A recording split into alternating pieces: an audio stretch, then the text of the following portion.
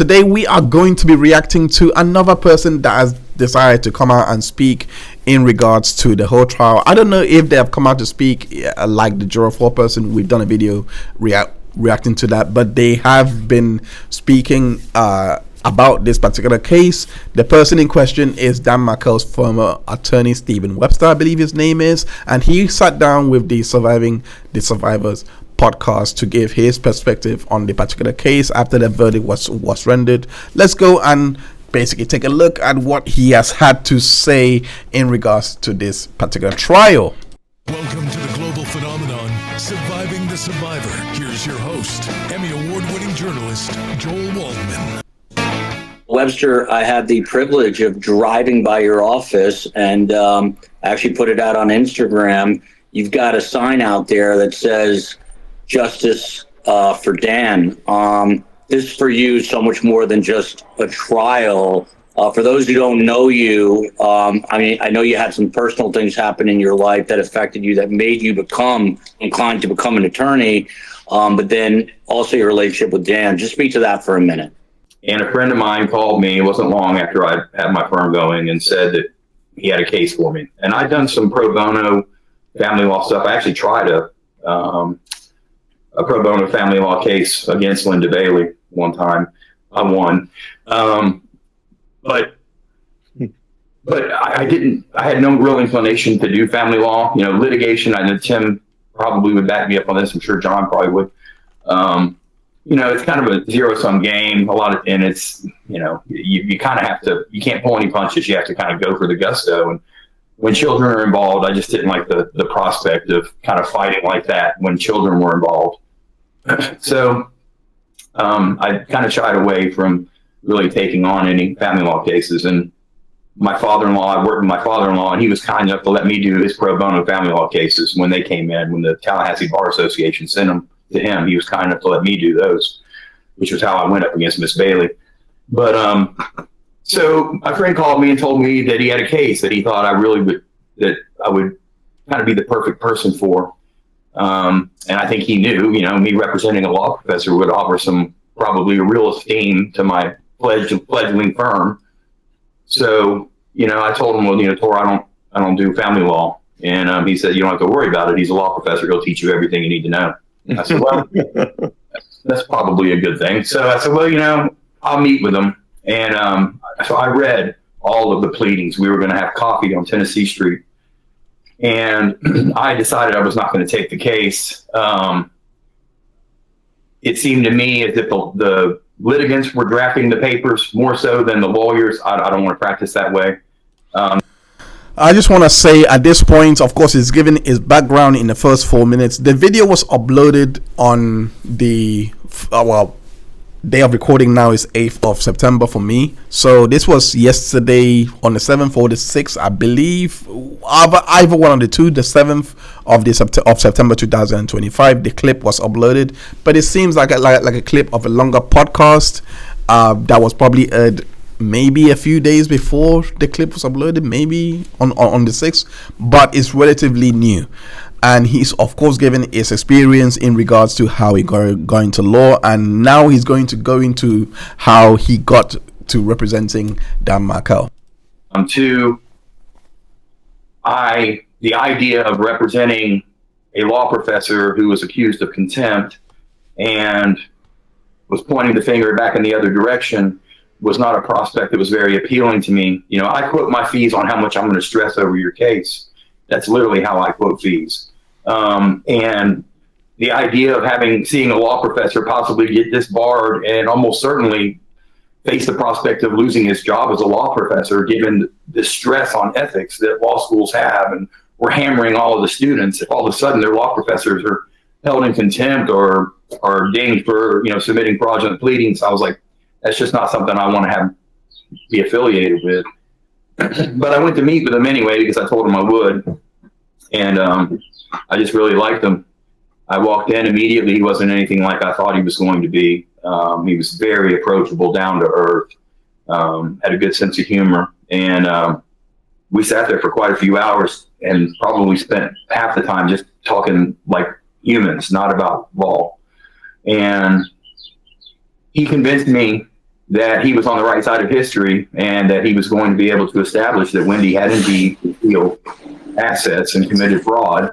And then kind of given, for me, what moved me was his main concern was what he believed was the alienation of his children.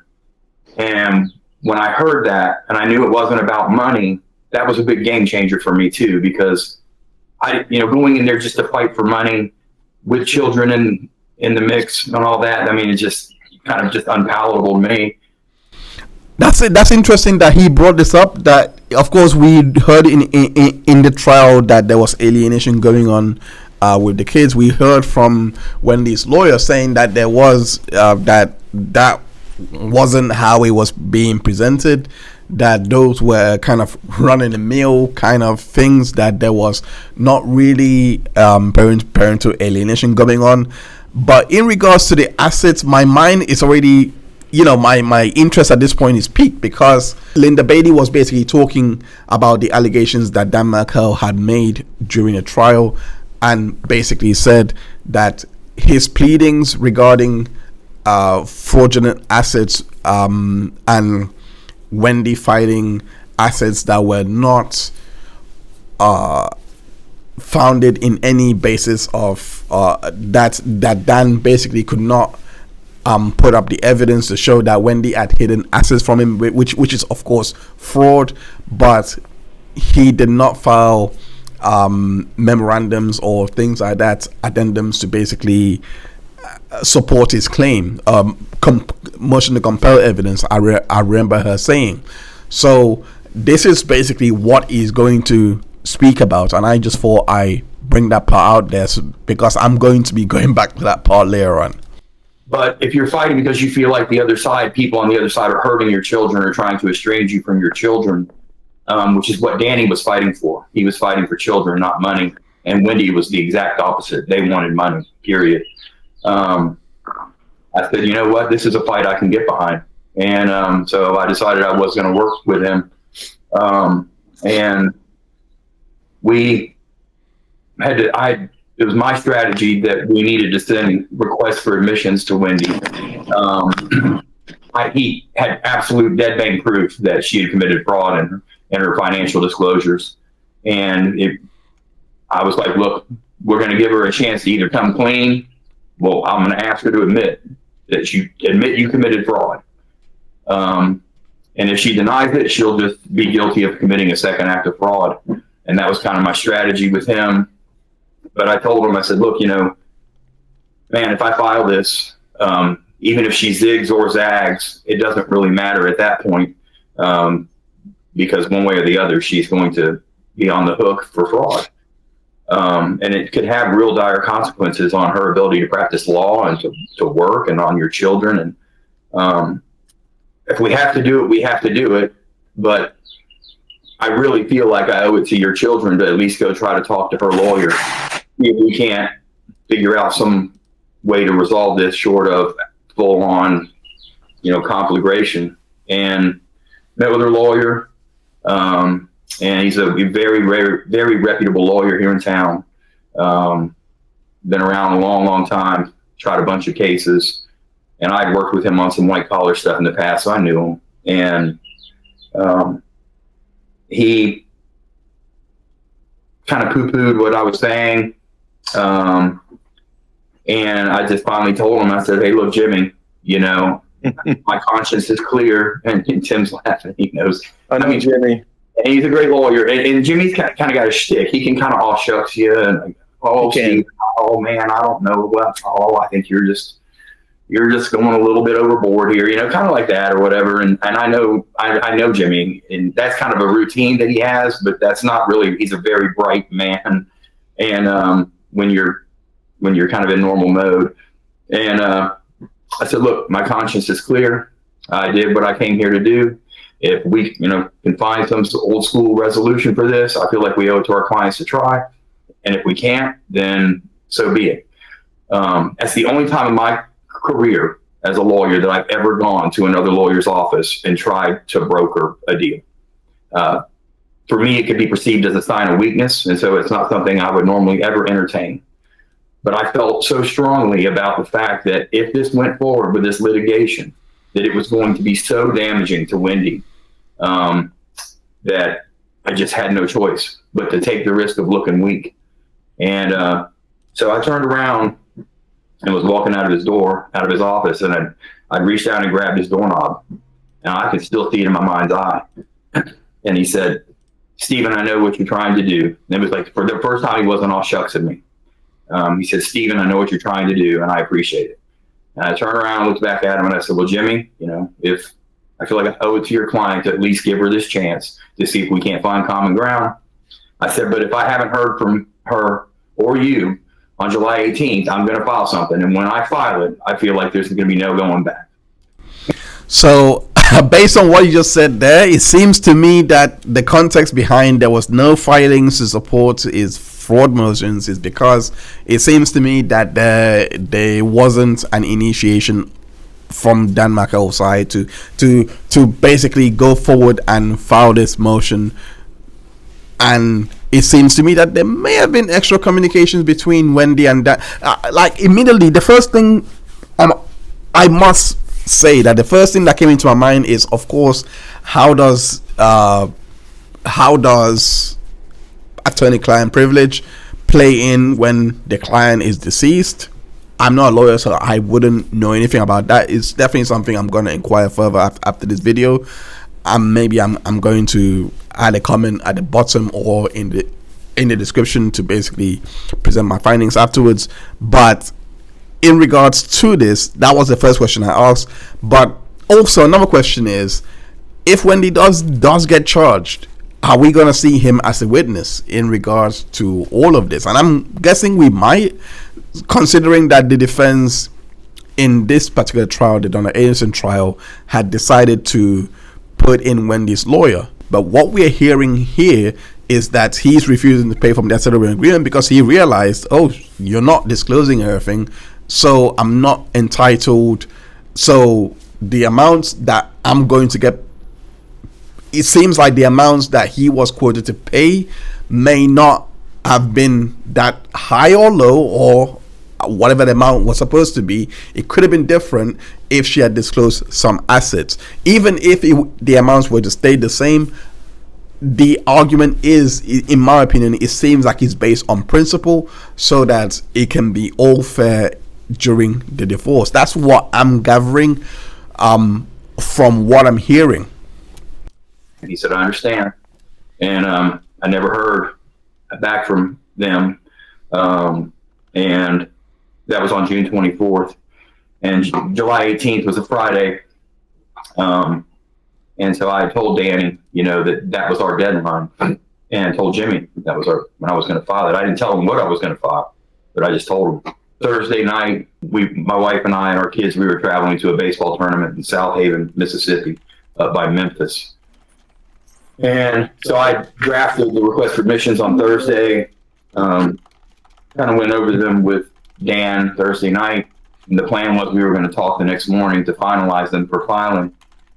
And I told Dan that I was convinced that he was still seeing Wendy intermittently. And I told him, I said, that's got to stop. If I find out you're hanging around her, I'm going to be out. I'm going to get off this case, because I had genuine concerns that she might accuse him of like hitting her, kicking her, slapping her, and try to get an injunction against him, and then use that as a tactical advantage to try to leverage her move with the children back down to Miami. And I know the lawyers here know that they've seen those family law cases that trickle over into criminal court. And so Friday morning, he called me. I was in the central time zone. We had stopped in Hoover, Alabama. And it was 8 a.m. my time. My children were jumping on the beds. I was like, I can't do this right now, Dan. I'll call you back. Let me get the children fed and get on the road, and I'll call you back at 11 my time. And as we were driving down the highway, and I was just about to call him, my wife decided that she needed to make a stop at a mall. And so I imagine that.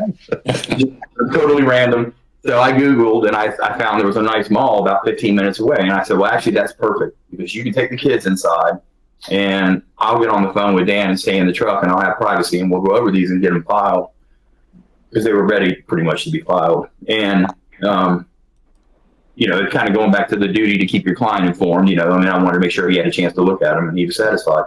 So I called him, I believe it was at, it would have been 12:18 Tallahassee time, Eastern. So I guess he had probably been shot about, 25 minutes prior, and maybe 30. He didn't answer, which I thought was really weird, because Dan would always answer my calls. We talked a lot, and even if he was with the children, he would still answer my call. He would say, "I'm with the boys, I'll call you back," and hang up. So I thought it was weird, and I hadn't heard from him, and it was probably 3:30 or so Tallahassee time, or 2:33. And I was starting to actually get frustrated because I was starting to think that he was getting cold feet about filing. And I'd already told the lawyer it was going to happen. So I was starting to get a little bit frustrated with Dan. So going back onto the timeline that was created at this time, around 2:00, Wendy is already at Dan's residence at 12:35 or something like that. Then she moves to buy wine at a Funa wine store, blah blah blah. She wasn't at Dan's residence, but she basically got a view of it based on Officer Brannon's testimony and Craig Isom's testimony that she would have had a view of the house. So Wendy was already at the house at this point, and at 2:00, I believe that's when the interviews from the detectives I started with Wendy, and they had her until 7:30. It's interesting here how this coincides with Donna's it's interesting how it coincides with Donna's movements, because after receiving a call from Wendy to say that Dan was dead at 7:00, that's when she went and texted Charlie Adelson. Thinking that probably Wendy had called him and kind of beguiled him or whatever, or cajoled him or whatever, manipulated him. And my phone rang, and it was a police officer here in town that I've worked with in the past. I know. And it's not unusual for some of my former clients just to call me on random things. And so I answered and I said, "Hey, what's going on?" And she said, "How do you know Dan Markel?" And I said, "What?" And she said, "How do you know Dan Markel?" And I was like, what in the world is happening right now? And then it dawned on me that she was in violent crimes. And so I concluded that Wendy had accused Dan of battery or something like that. And that's where my mind went. So I went into lawyer mode. And I said, "He's my client. I'm going to talk to him right now." And she said, "You can't." And I said, "I can," which isn't necessarily 100% true. But I said, "Yes, I can. I represent him right now. I have an active case, active representation. I want to talk to my client right now." And that part was true, but it was a different case, so she doesn't necessarily have to. I don't represent him on that one. Anyway, she responded and she said, "You can't because something really bad has happened." And I know it sounds crazy, but at that very moment, I knew they had murdered him. I knew they killed him. And I never once had that crossed my mind before. They had WhatsApp as well, so of course, he's speaking to Wendy's motive to possibly have anything to do with this. Well, I'm not saying, okay, let me change it to, I think that this interview is speaking to Wendy's motive if she has anything to do with it, because he was about to file the motions to show fraud on her end. She would have lost her license if it turns out that she was doing the fraud. So I guess by him approaching the Wendy's lawyer to let him, not Wendy's lawyer, Jim. I think he mentioned he approached Jim to basically let him know and let the clients know. So I'm guessing that after Wendy has changed counsel in December 2014 from Kristen Adamson to a male lawyer who I'm assuming is Jim. This is me just trying to reconcile the timeline. I'm guessing he was the one to basically inform her that he is going to file the evidence to basically show that fraud had basically gone on in regards to your filing. Therefore, her having this knowledge is enough to try and set up a hit on the June. As we know from the timeline, first hit that the hitmen are tried by Luis Rivera, and they tried to go for the hit on the 4th. That's what I remember from this case. He is saying here that I believe he told Jim on the 24th of June. So this was, you could get the idea that if Wendy was not involved in the first hit, you can get the idea that likely Wendy and Dan were talking about this particular issue, that they were likely talking about it, which kind of makes sense why he would say that he was advising Dan to not talk to her, because she seems like the type of person that's going to allege abuse, etc. And to be quite fair to him, now looking at it with knowing how the second plan had turned out, it seems like Wendy's motive would be he would do this, or she would do this. She would get everyone to basically do this, because what's going to happen is they're going to find out some offshore accounts that she does keep that she didn't disclose into the divorce. All she would have to do was disclose it. Maybe there was illegal activity going on, and they had stumbled on this case, which is why Dan had to go, which makes sense why the whole family would have a vested interest in seeing this thing through. That's the vibe that I'm getting from what Stephen Webster here is basically saying. But just something came over me, and so that was kind of my backstory and how this 11-year-plus-year odyssey started for me. Wow. It's now up to the prosecution. They done an interview in which they basically said that they're not going to reveal if they're going to go forward and prosecute Wendy, but I wouldn't be surprised if it is at the back of their mind. I just wouldn't be surprised if charges are brought. I'll be very interested, and if they are brought, I'll definitely be covering it. But nonetheless, thank you so much everyone for tuning into this video. Make sure that you hit that like button to really help us out with the YouTube algorithm. Also consider becoming a tastemaker and hitting that join button on the YouTube algorithm, or buy me a coffee and join other tastemakers, because if you have a taste in the law, you're already one of us. So join the tastemakers today. I go by the name of Heinz, your friendly neighbor Ketchup man. Thank you so much for watching this video, and I'll see you next time. Bye for now.